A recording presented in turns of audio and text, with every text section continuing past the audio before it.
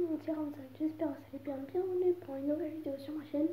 Alors, donc la vidéo commence, comment dire, le live, le live en fait, il y avait un petit souci technique. De base, pour télécharger des applications, quoi, il faut que je sois connecté au wifi de ma Freebox.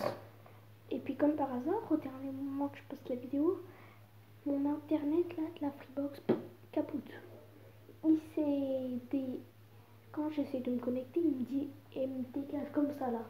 S'il y a un papillon, tu sais, il y a un moustique, on va dire, tu sais, t'as juste envie de le dégager. Puis il est parti tout là-bas. C'est comme moi quand j'essaie de me connecter. Bref, désolé, ok, je vais essayer de régler ça plus tard quand j'arrivera. Là, j'arrive à poster les vidéos avec le partage de connexion sur le tel à ma mère.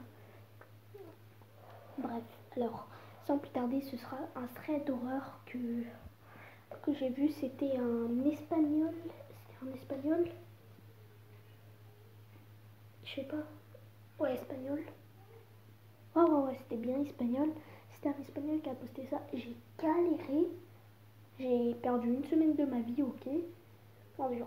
J'écrivais parce que mon Google il est bugué, phrase par phrase. Une semaine plus tard, ça a été reposté en français. Et j'avais même pas terminé.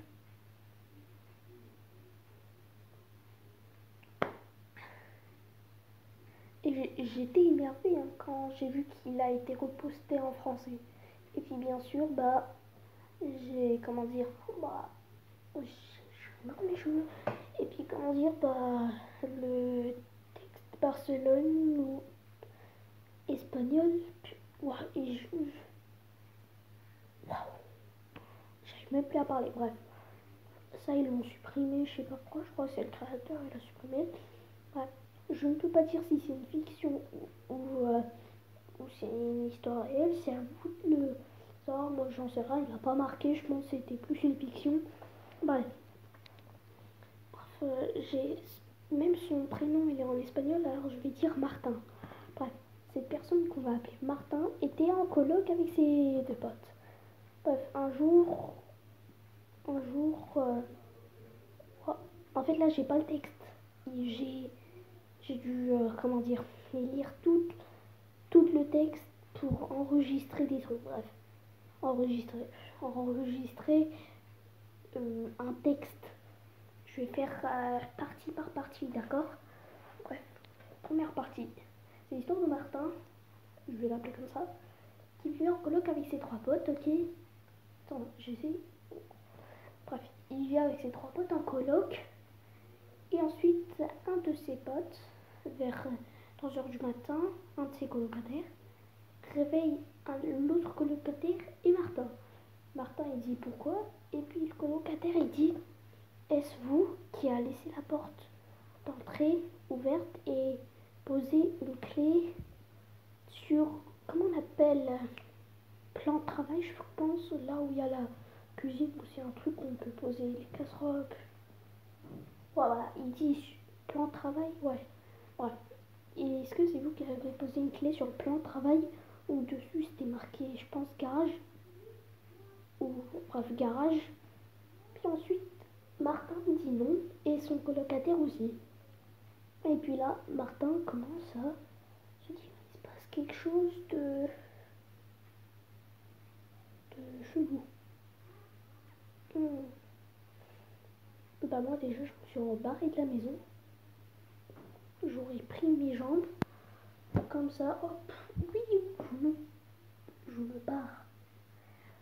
Bref, Martin, il commence à s'inquiéter, bref. Une semaine après, malheureusement, j'arrive pas à parler français.